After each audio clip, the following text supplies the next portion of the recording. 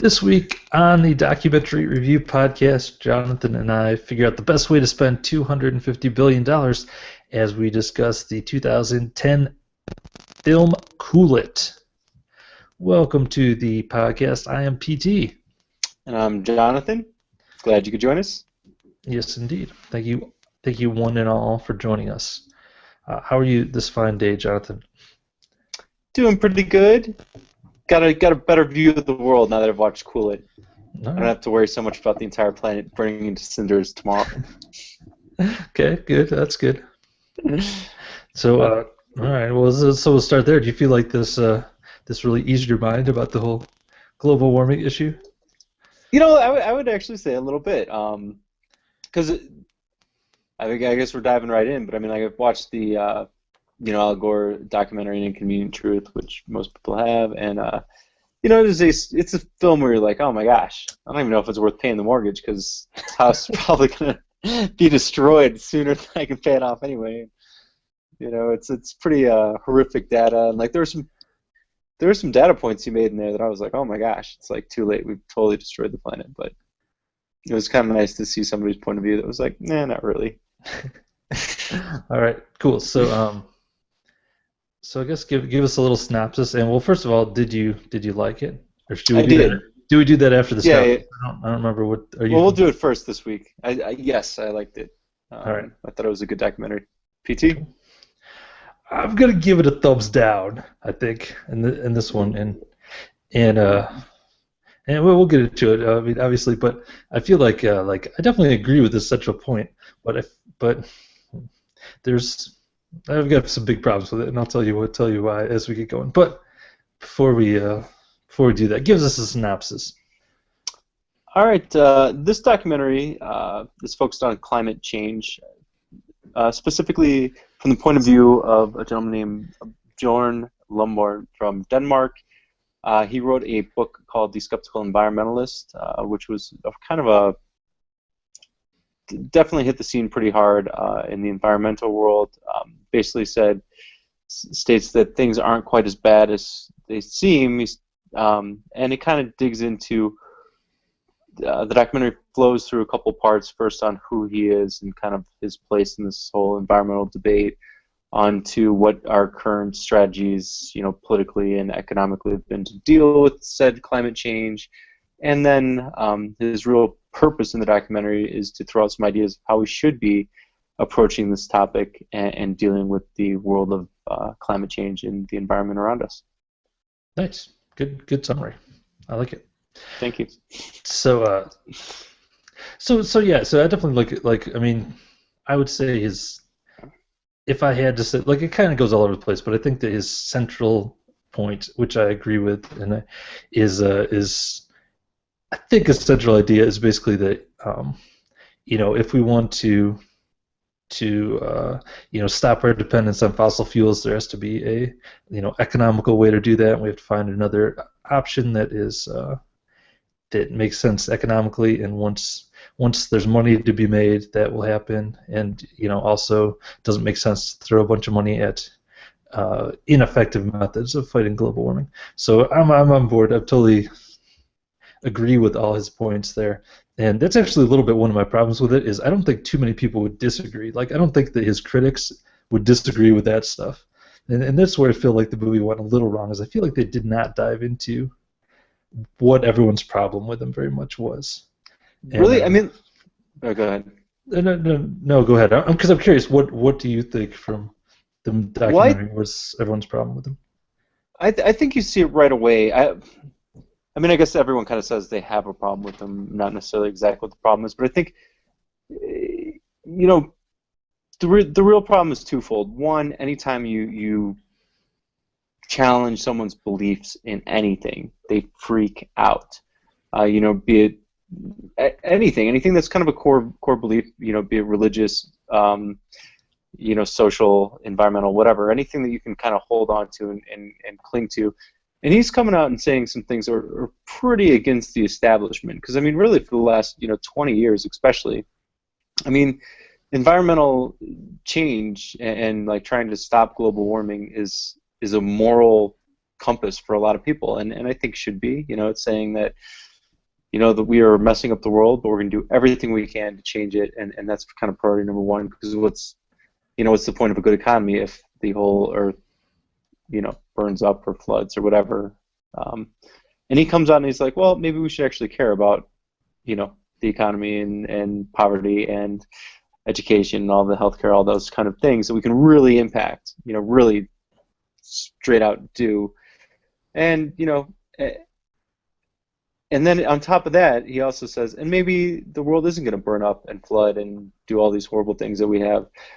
And that's kind of like throwing a lot of, that's going in a lot of people's faces. That's almost like, going up to, fill in the blank religious group and being like, well, you kind of have an idea of what you're talking about, but it's really pretty wrong fundamentally. And here's a better way to think about it that doesn't necessarily jive with your religion. Anybody you tell that to in any religious basis is going to be like, go after yourself.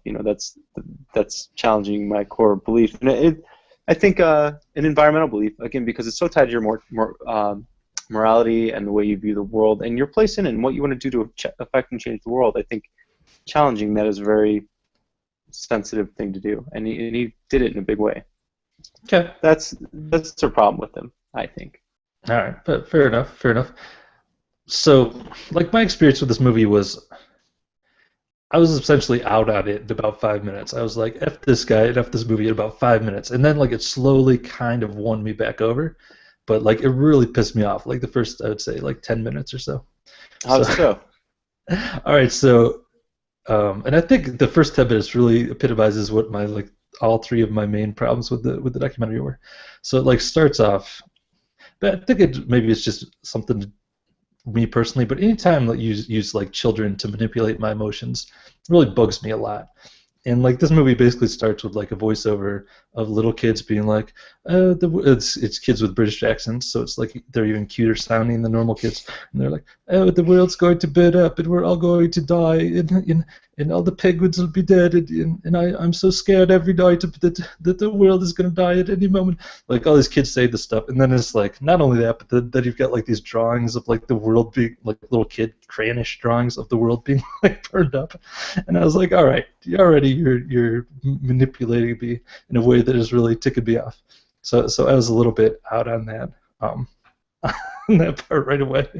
So that's my one of my big complaints with the movie is that like and they do it time and time again throughout the movie where he continually uses like children in strange ways, like brings the kids into it. And we'll talk about some other ones as we get into it.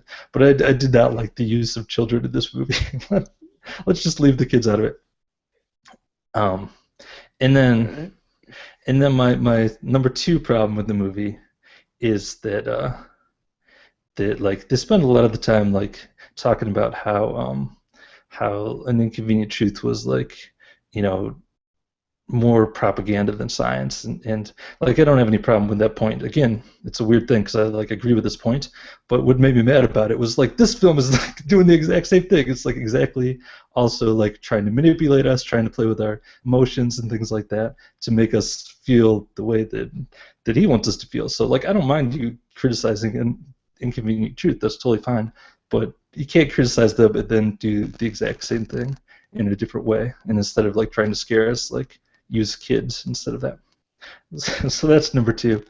And then like the third thing that I'm sure we'll get to a few times throughout is that there's a few times when he said stuff and I was just like, I don't believe you. Like you're not convincing me of what you're saying right there. So and I'll point out a few of those as we go through it. But. Yeah, I think I could probably guess a couple of those because those were my holdups on the film. I mean, I did like it, and but there were a couple times when he said stuff, and I was like, you really need to back that up because you can't just throw that out there and be like, oh, of course it's like that. No, it's like, no, you gotta make me believe that. You gotta throw something out there. But and so on your other 2 points, like the children, we'll definitely have to, agree to disagree, especially because the that first scene with the kids, I thought was very, it was kind of a good point or whatever that. I mean, yeah, he does it with children, but I think that was the point, is that this future generation and the thing that we're preaching to our society is this imminent disaster that's coming due to, climate change and, global warming specifically.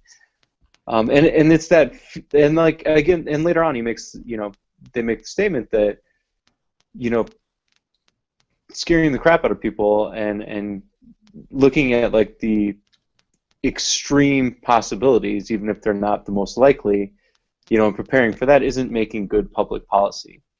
And by bringing together a bunch of kids, that's just like a really simple way to say that, to be like, look, here's the example. This is what we're doing to the future generation. We're like terrified of what's coming.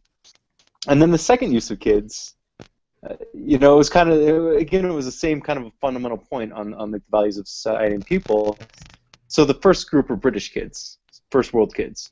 They got everything in the world. No worries. No worries. My kids, the rebel troops aren't going to come in and kill them. They're not going to die from malaria. They're pretty much as safe as houses as you can get. And so they can fear things like global warming because it's like fearing the boogeyman in a lot of ways. They don't see it every day. There's on a personal level, there's no measurable thing of it. You know what I mean? And the fact that it could like essentially magically happen, something out of their control that destroys their entire world. That's the only thing they have to fear about. When you've got people that are like, oh, you know what I fear about? Dying tomorrow from dysentery because 8 people I know did that. That's real. That is a real, true fear. I fear never learning to read because there's only one school and there's only 2 teachers and there's 800 kids in this village or whatever. Those are real fears. And when you fear stuff like that, that's real, like based out of reality.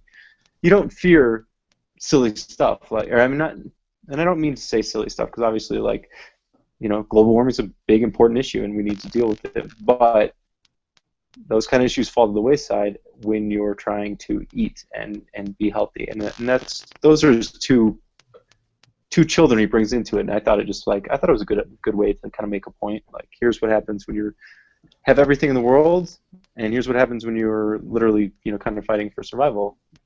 And when you see children demonstrating those points, it's just a lot clearer than when you muck it up with grown-ups and all our, silly stuff we have going on. Yeah. I mean, I definitely disagree because, like, the whole point about was, and what kept bugging me was like when he was talking about an inconvenient truth, and he was like, look, you can't it makes sense that they went way overboard because you can't, in little sound bites, you can't really explain it complexly, so they took a shortcut and just tried to scare us instead. Well, that's exactly what you did with the stupid kids. What would be more emotionally impactful, having some adults be like, yeah, I'm really concerned about global warming, or having some cute British kids be like, I'm afraid I'm going to burn up in a fire. Like of course the kids, that's like an emotional shortcut. It's the same exact thing that an inconvenient truth did that you're arguing against. I suppose, and I'll give you the argument that I think they spend a little too much time in the movie bashing an inconvenient truth, because for one thing, I'm really glad that the movie Inconvenient Truth was made. I mean, even if it was more propaganda than science, it's it really brought environmental issues to the front of the table. You know what I mean? It's something important. I think if they did, if the science behind it was sound or not, the effect everyone is looking for was there. That it did at least get people talking, and it did get people thinking, and it did get policies kind of in action. Debatably if they were worth doing or not, but. So I mean, I don't think they should have bashed it too much. Yeah, but I mean, I guess on the other hand, that's the whole point of this documentary, is saying that kind of, because I mean, the inconvenient truth is all about we're on the edge of destroying the world in a way that we can never bring it back. Right. That's terrifying. Yeah, and I don't, like I said, I don't mind that he's criticizing that. I just don't want him to criticize it that do the same exact thing. But yeah, and the other thing about it too is I don't feel like I was terrified before this of global warming. I was like, boy, it's a real problem that we should address. But I wasn't like, oh my God, we're gonna in 5 years I'll be dead or anything like that. But I don't know. All right, I will tell you though the other thing that bugged me, and then there are lots of good stuff too about this documentary. So I'm just getting the negative stuff out there first. So that whole thing at the beginning where he was like, they talked about when he published the Skeptical Environmentalist, and then he was like, oh yeah, and then they brought him up for this a bunch of other scientists brought him up to the Danish Science Council or something, and on some charges that he was just misleading people as like scientific dishonesty, I think was the charge.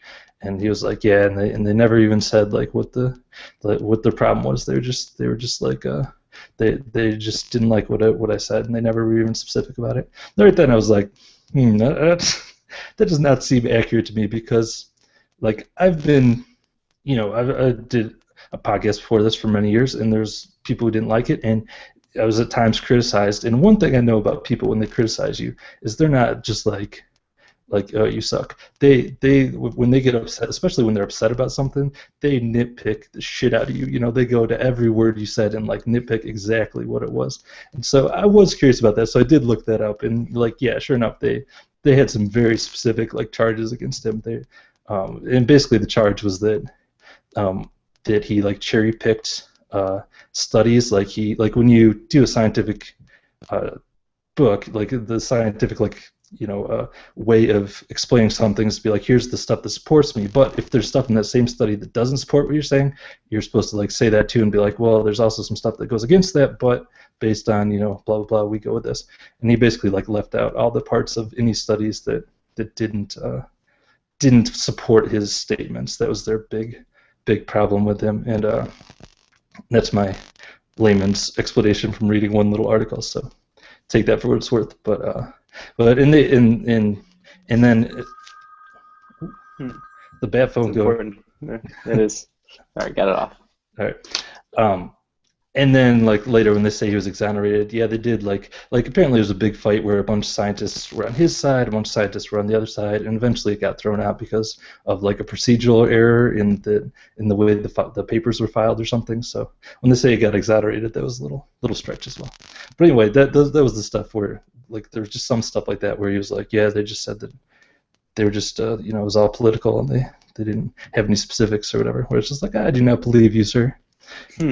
So, fair enough. Way to do your research.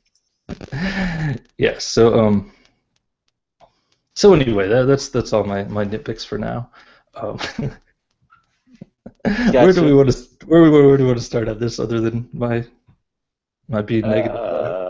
Yeah, I don't know. Now I'm trying to figure out where we're at in the. Oh yeah, here's kind of an early part, and this was actually one of my nitpicks since we're gonna do all the nitpicks up front. So like he's, I think at the time in the film he's addressing Congress or something like that, and he's throwing out these numbers, and he's like, yeah, if we spend $1 in HIV, I don't even know if it was prevention or research or whatever, that'll do $40 of good. And if we do X, it'll do if we spend $1 on this, it'll do $20 of good. But if we spend $1 on climate, global warming prevention, it'll only do 20 cents worth of good. It's like, what? You can't just say that, because I mean, like, what the hell is $40 worth of good? I can't go buy $40 worth of good right now. I mean, like, and then plus, even if you're gonna say it, even if you're gonna like, you could say $1 spent on HIV research and prevention or whatever will prevent an average of $3 or 3 people from getting HIV, and that will save $200,000 of medical expense. Like, okay, whatever. At least there's kind of something, but at least there's something out there. You just can't just like throw out random numbers that have nothing attached to them that are just completely meaningless. I was like, yeah, I think once or twice throughout the film or throughout the documentary he does that. I'm always like, you can't just you gotta attach something to these values. Yeah, I kind of wish they would have spent a little more time explaining that stuff rather than like, because they do spend a lot of time like building him up as like this, he's like the rebel of science, you know what I mean? Like he's going up against the scientific man, and I guess that draws you into the documentary and stuff like that. But I would have liked to have a little more time spent at explaining that kind of stuff. But, yeah. Whatever. Yeah, but then it does keep rolling, and I mean, like, yeah, that first chunk of the documentary is just kind of basically a background on him, where he came from, what his deal is, why we should possibly listen to him, But I mean, definitely, I think his head and his heart are in the right place. So I think, at least that was the feeling I got from seeing him and watching the entirety of the documentary. Yeah, like I said, I think he definitely has good ideas. Like I'm not like strongly opposed to anything that he's said really. So yeah. All right. Let's see. Moving on, when they what else they go to? Yeah, like at least the other thing I liked about this is they do propose some solutions. You know what I mean? So they do throw a lot of things out there. Yeah, I guess now one thing that I liked, but now it's kind of bugging me because it is totally in the style of Al Gore, like facts and things like that. Is when he talks about like the numbers on uh, what global warming could do to sea levels and sea level rising and stuff like that. Is it seems like it would, according to his research that he's going by, would raise sea levels about a foot over the next 100 years. And then he's like, well, basically we know exactly what that will do because that's what it did over the last 100 years. And I was like, oh, that kind of puts in perspective a little bit. Or not that. Yeah, but yeah, no, yeah. I thought that was funny when he was talking about how if you asked like a 100-year-old person what they remember the last 100 years, they probably wouldn't bring up the sea level rising a foot. That was a funny point. Yeah, it was a funny point. Totally off topic, but I just got to bring this up because I thought it was interesting. So speaking of old people, this week I read an article. They did this study on I think there's 16 people in the world who are what they're calling tricentenarians. So they're people who were alive in the 1800s, the 1900s, and are still alive today. And they did this big study of those people, and they were like, now we're going to reveal our results. And their results were, basically you have to like win the genetic lottery. Like they could not find any like lifestyle or anything like that thing between those people.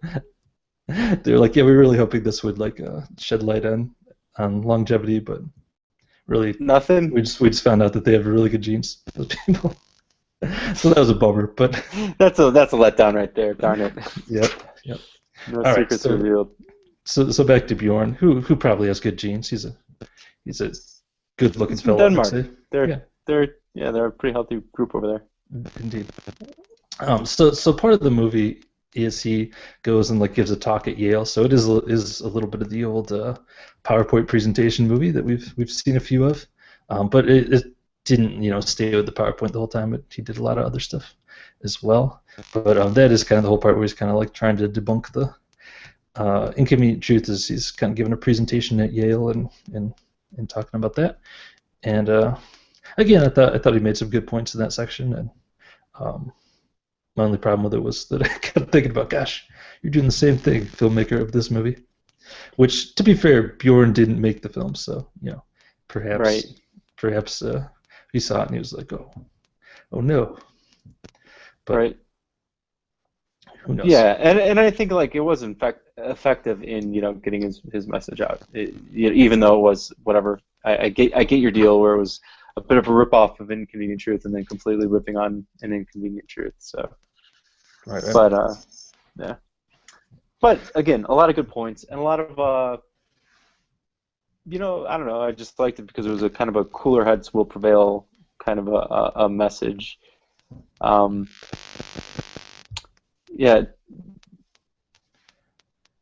Sorry. Just checking my notes for anything interesting in the PowerPoint section. Well, one thing like about one of his points is like, well, he does the math like a couple different ways, but basically like one of the things he says, or one of the ways he says it, is that like $250 billion would like lower the temperature of the Earth over the next century, I think 1/10 of a degree Fahrenheit. And which I actually had a question about that, because I was like, well, wouldn't that mean then that we've stopped global warming and we're beginning to cool the Earth? That seems right. So that's kind of I thought of that too. That's kind of a BS way to look at it, because if you're lowering it by 1/10, but at the current rate, if we would have raised it by 6 degrees, then so we really changed it by 6.1 percent, or 6.1 degrees, which is probably huge. Yeah. So maybe that's money well spent. And then plus like the other thing was that was the $250 billion a year. That was just what like Britain was spending. Yeah, you're right. So so that is another thing where it was like, oh well, again, do you mean you'll make a tenth of a degree difference? So instead of raising it 6 degrees, it'll go up 5.9, or do you mean it'll Right. stop global warming and bring it down that 1/10? And plus, this is only what Britain's doing, so maybe my guess is it's only going to do that very, very fractional difference, like kind of his point was, Yeah, because that there's could be. only one country in the whole world that's spending all this money, and you could take that relatively large sum of money and do quite a bit of good with it. Yeah, it could be. I didn't even think of it that way. You could be right on that. Um, Yeah. one of the points that he made that I did like a lot though was when he talked about the developing nations and like how even like China and stuff like that, they're a bit behind the United States and stuff like that, and they're still at that point where like they're gonna be they basically need to use a lot of fossil fuel in order to like grow their economy and stuff like that. And there's not really a way to stop that because that's the same thing that we went through. It's just like the natural progression Sure. of the way it is. So that was interesting, and I thought it made me think of I read this book not too long ago called Big in China about this family that it's a nonfiction book about this family from the United States that goes to live in China.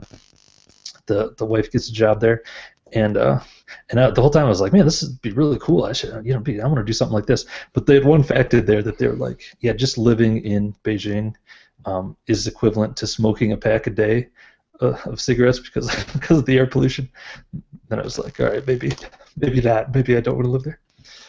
Yeah, yeah, but that is a great point of how things have changed. Because I mean, before, like, New York City or any given major metropolitan area in the United States, it was like, yeah, oh, a country's or a company's producing whatever. They're literally just like dumping gallons of their waste product into, the public water supply, the rivers, the lakes, whatever you're nearby. You just dump it in there. You got smokestacks just cranking out stuff like Beijing right now, where you're like, oh yeah, living in the city is okay, except you're destroying your lungs at a pretty phenomenal rate. Right. And we don't do that anymore. I mean, we've really cleaned that stuff up. So I mean, like that. The sucky thing is, yeah, they're right, and you're right that you can't look at China and be like, well, don't do that. I mean, like, sure, you're going to end up like us eventually, but in the Right. meantime, you're going to screw everything up. They're like, well, yeah, we want to be where you're at, and that's how you got there. So Yeah. Totally. Um, yeah. I that one guy like who that they show at the beginning, and I do have to give him credit for that. They do interview a guy who's like critical of Bjorn, and like they interview him throughout, so they have him right, I really keep like popping. that too. Yeah, yeah. But I do feel like they like edited him. Like he never really said to point blank what like because there's that part at the beginning where it's like, oh man, if this documentary is supporting Bjorn, you're not helping the world at all. You're definitely. I would have liked to hear more about like what that guy's issue was, and I expect like and totally an assumption, but my guess would be that the problem these types of guys have with him most of all is that like so Bjorn's whole plan is to take this $250 million and instead of spending it all on this cap and trade type stuff is to he has this whole other plan where you're going to spend so much on um, new energy sources. You're going to spend so much on, fighting poverty and all this stuff. My guess would be that the fear among the environmentalists is that politicians are going to take his stuff that says global warming isn't as bad as we thought it was, but they're not going to be like, oh, cool, now we've got an extra $100 million we can use in the fight against poverty. That they're going to, use the money for other things. So if I had to guess, like I mean, they definitely never say that in the documentary, but I would think that would be kind of their fear.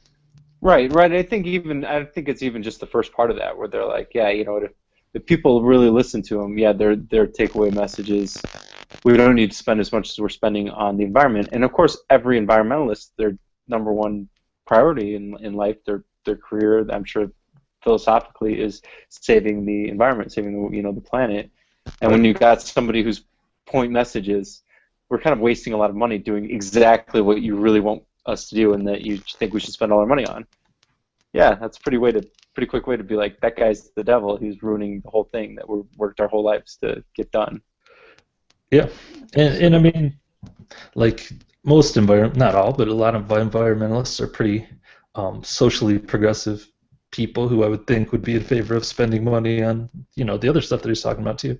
I don't think too many environmentalists would be against, researching alternative energy sources. I'm sure they're all about that. But right, and I think they might be down with that point in the plan. You know what I mean? Like if you tell an environmentalist like, hey, we're going to spend more money on research for alternative fuels, I'm sure they'd be like, yeah, absolutely, just do that. Right. I don't think that would be a tough sell at all. Yes. And that actually is the part where the movie won me back a little bit, was when because they did spend a long time, like I think a half hour plus on like just talking about different possible emerging energy sources and some crazy and interesting ideas that are out there, and I like that part of the documentary a lot. Yeah, I thought that was cool because they hit on quite a few different ones, and they never, and they did it in a realistic manner too, where they were never like, this is the solution, this is what we'll do. But they were like, hey, here's a bunch of different solutions. Right now they're too expensive. Right now this doesn't work because of this reason or whatever. But there's people out there working on these things, and and I mean, I think that's why I liked it too, because the mass, the bulk of this documentary was very positive. Not that and they never were like, yeah, global warming doesn't exist, don't worry about it. But they were like, oh, it exists, but hey, here's some stuff we're doing about it. Here's ways that we could do it better. Here's ways that, so it was a lot of solutions kind of pushed forward in the documentary too. But that part was cool. And like, yeah, my little cliff note on all those different energy sources that they think we should research is nuclear power. Like I've done like a little bit of research into it lately, and like of course I was kind of like, nuclear power is really bad, or that's like a bad choice because, like Japan, you can have some earthquakes and reactors are going critical, and there's all kinds of, this huge problem of what if things go wrong.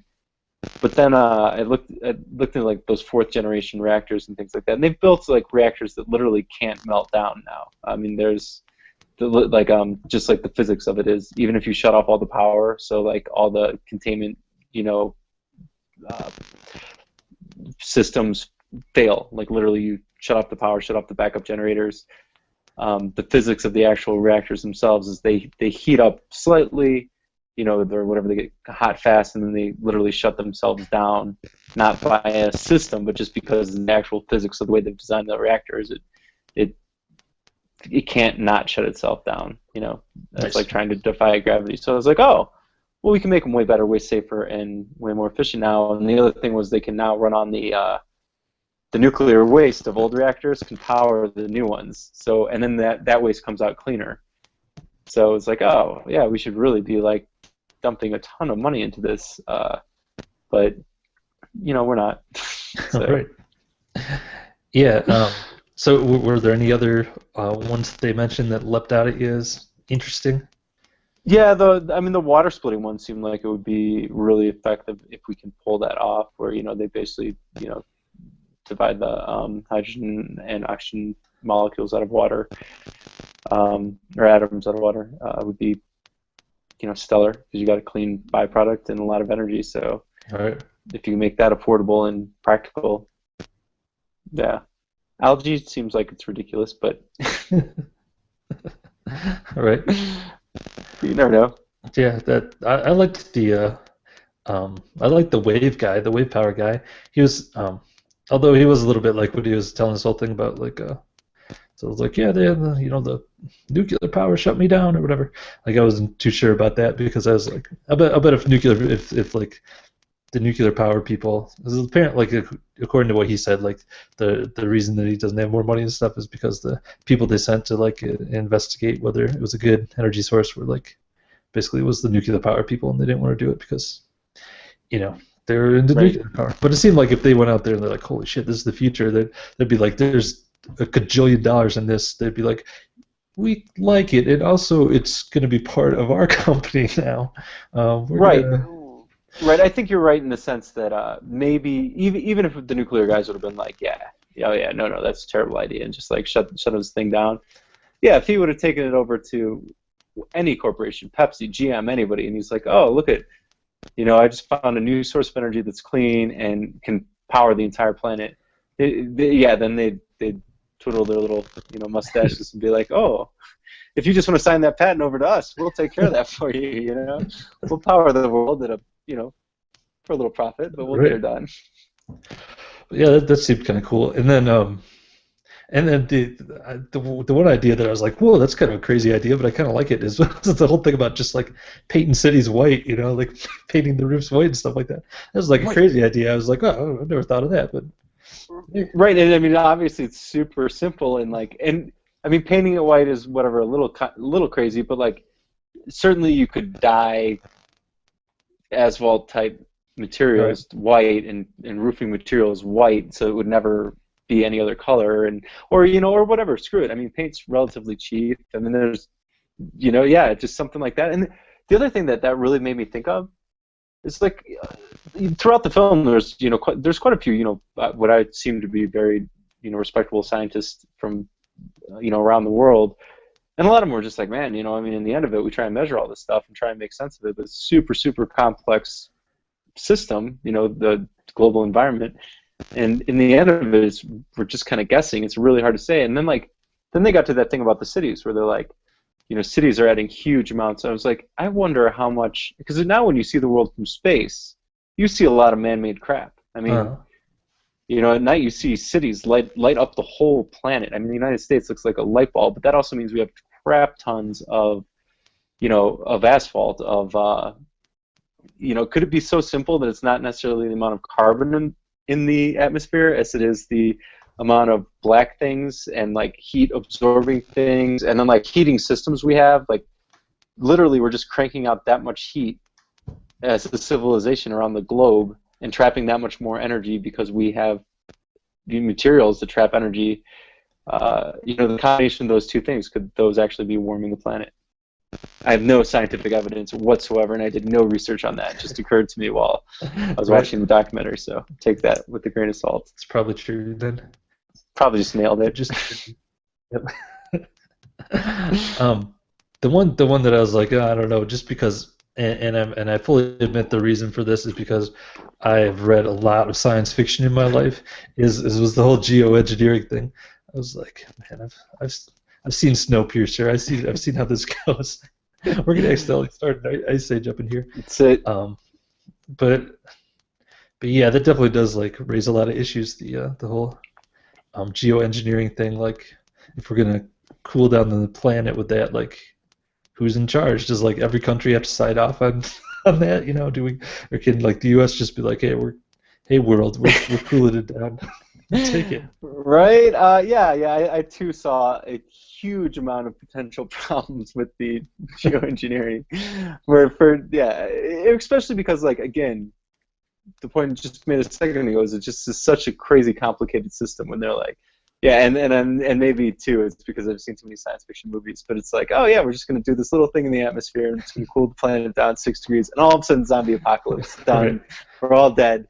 Didn't work out the way you thought it was. There's always the unforeseen, side effects and or maybe it's something like that simple, like, oh yeah, we blacked out sun, except it was the wrong, not X or not a certain kind of UV ray or whatever, but something else, and now we all have Alzheimer's, or something crazy. Right. It's things that you would never see coming, like correlations you never make when you're trying to affect systems like that tend to bite you at the end. So, Yep. yeah. Yep. Let me see what else I got here in my notes. The one geoengineering thing where I was like, well, maybe that's not too bad. It's the one where they're just like basically shooting seawater up into the air. I was like, yeah, man, they probably couldn't cause the apocalypse, could it? I don't know. I don't know. I don't know. I mean, like the one point they made was like, we do geoengineering every day. Right. It's just, I mean, farming is geoengineering, and obviously dumping tons of carbon into the atmosphere is geoengineering unintentionally. But and cutting down rainforests, we geoengineer all the time. So that made me think maybe Yeah. maybe it won't. And then the other one where I was like, wasn't even sure if this scientist was like serious, because it was kind of just like an offhanded thing he said, but he was like, yeah, if we just like take all the land we're not using for food, we could plant 1 trillion trees, and that would really slow down global warming. It's like, well, that seems a little impractical, but whatever. Yeah, whatever. I mean, that's yeah. Yeah, and then like plus like adaptation and like the pace of things that'll change And you know, I mean, maybe this is where people like get all up and you know have a hatred factor for Bjorn because like you know the back of my mind says you know global warming is happening, but it's happening very slowly. You know, if the oceans go up you know another foot in 100 years, you know it's something that that gives us 100 years to come up with a good source of alternative fuels. It gives us 100 years to you know build better dams and dikes and you know to ensure buildings back 1 foot from you know the waterfronts or whatever we got to do. You know we can do it. Pretty resourceful species, Right. which isn't helping the environmental cause. So True. I was curious too where that foot came from because he was like because at the one part where he was like explaining like well there's like a bell curve and at the one end you know some scientists don't think there's like any global warming hardly and then some like think oh my gosh we're all gonna die any second and then like the ones like most scientists are kind of in the middle and the ones of that range were like 80 centimeters. So I was like and then all of a sudden he started talking about well if this one thing melts then we'll have 1 foot of sea level rise. So he kind of pushed aside that 80 centimeters thing, which I guess is, you know, how far is 80 centimeters? I think it's 3.5 feet, I think, somewhere Okay. in that range. So I don't know, maybe there's not, I don't know if there's a huge difference between 3.5 feet and 1 foot in sea level rise, if that makes the difference or not. But Yeah. I mean, I'm sure it makes some difference, but 3 times as much. I don't know. It sounds like it would make a difference. But so here's Bjorn's plan. Here's how he wants to spend his 250 billion. 150 on research into green energy sources, 1 billion on geoengineering, 30 billion on sea level rise stuff. I guess that means just like preparing the land for potential sea level rise. 6 billion on inland flooding preparations, 12 billion on urban heating, 33 billion on health, 32 billion on hunger, 10 billion on water, 22 billion on education. So that's the plan. There you go. there you go. Problem solved. Yep. And I know this was not what this movie is about, but Bjorn, if you're watching this, I would like to see a future movie on how you're going to deal with those other problems because those are also obviously super complex problems. They're just like yeah, we could just like you know that leaves us $10 billion to solve you know education or to solve poverty.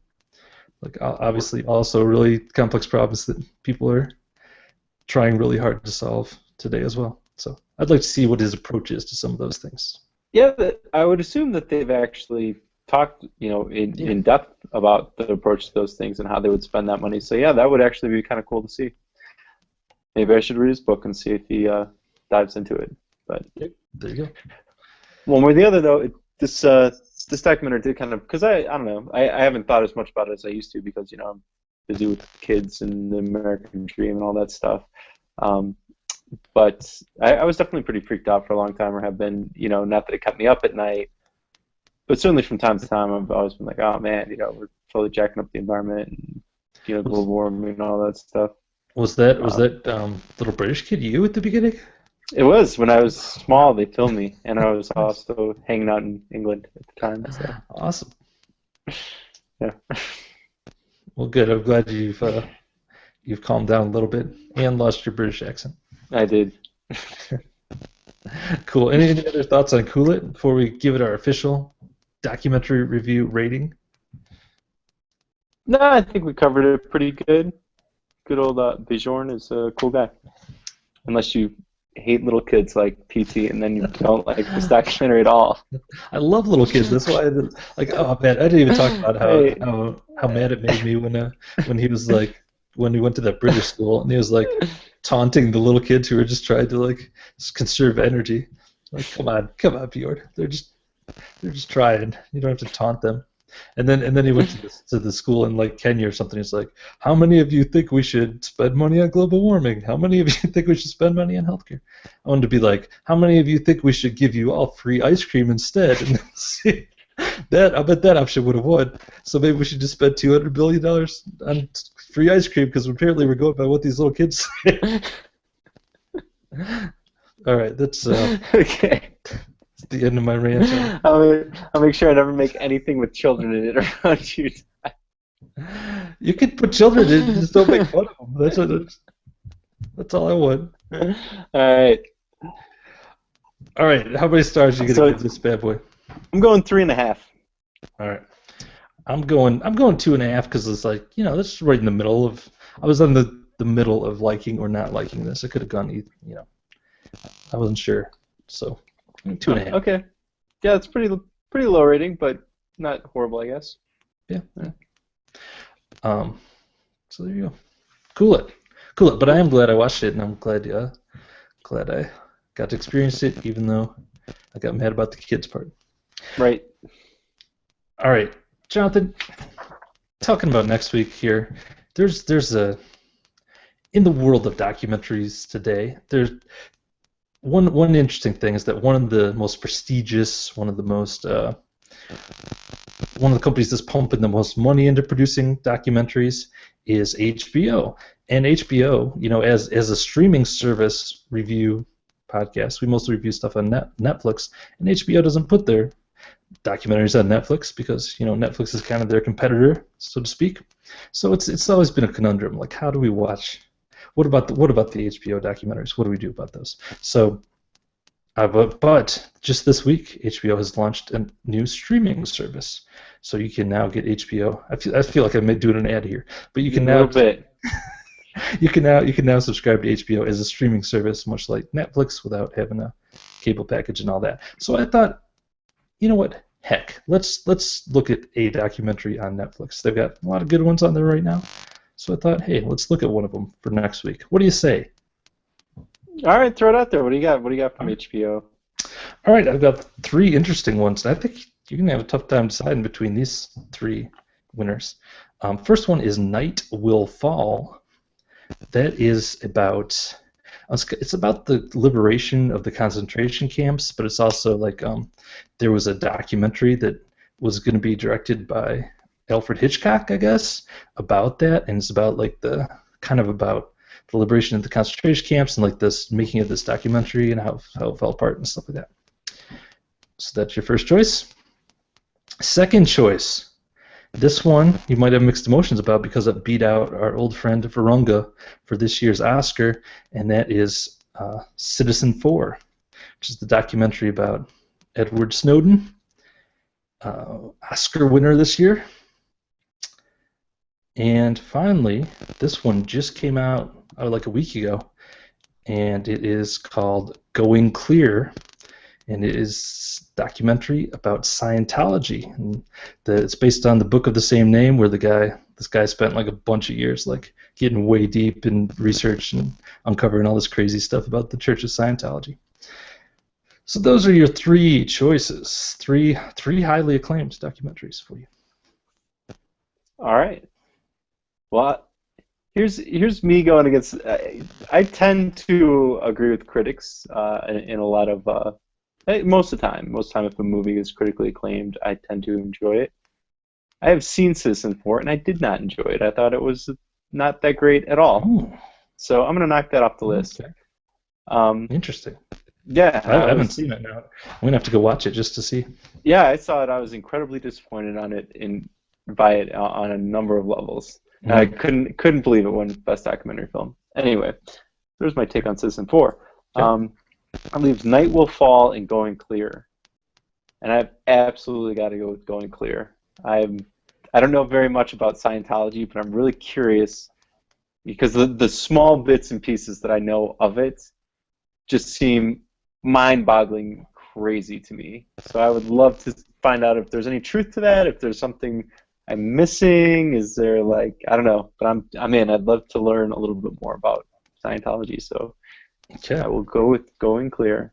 Awesome. And so that HBO, it's called HBO Now, right? The new streaming service. Yes. Something like that. Is that free now, or do you have to pay for it, or is it? You have to pay for it, but it's I think the first 30 days are free. But so you could watch it that way, or if you happen to have access to HBO via another route, you can also watch it that way. Sweet. By the way, did you see Last Week Tonight from last week? No, I haven't seen it yet. All right, it was my pretty good Citizen4 connection there. You'll have to watch it. It's pretty good. All right. Also, before we get off of HBO here, we want to in the near future watch The Jinx, which is a also HBO.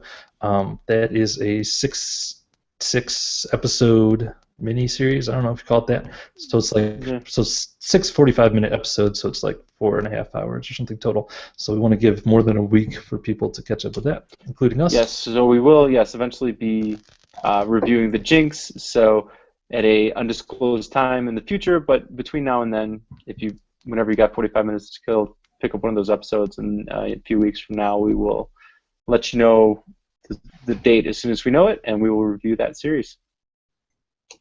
Should we say the date now? Sure, let's do it. Do we know the date? How many weeks is it going to take you to watch The Jinx? uh, let's put it 4 weeks out. I got a pretty busy schedule ahead of me. What say you?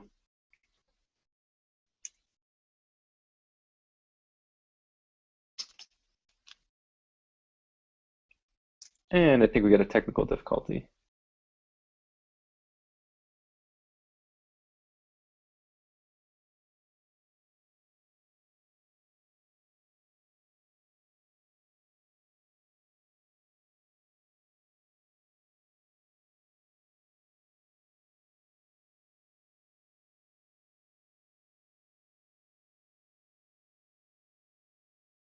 Uh, layman's interpretation is not meant to be facts, or do your own research and figure it out. All right. So that it will do it for us, the documentary for listening.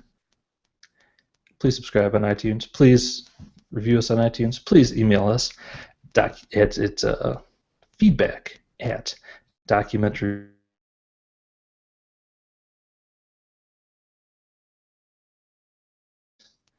And I'm also signing out for Jonathan, who wishes you well, despite his internet issues.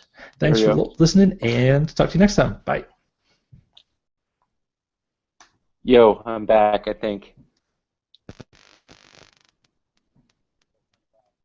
Hello? All right. The broadcast is stopping. Hold on. I signed off for us. I did. I heard you. I heard the end of the sign off there. I was like, oh, I'll just let him keep going with that because I can't apparently interact.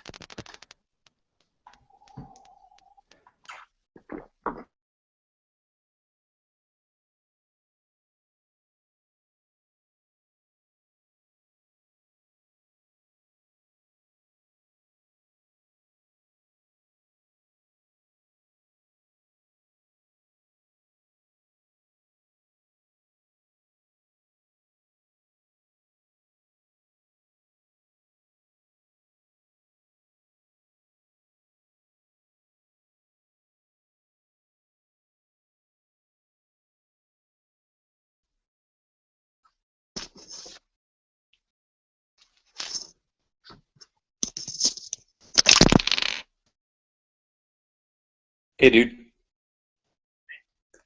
Yay. Telephones are still working. Yeah, that was one other weird thing. The whole broadcast, like, there's a little thing in the corner that says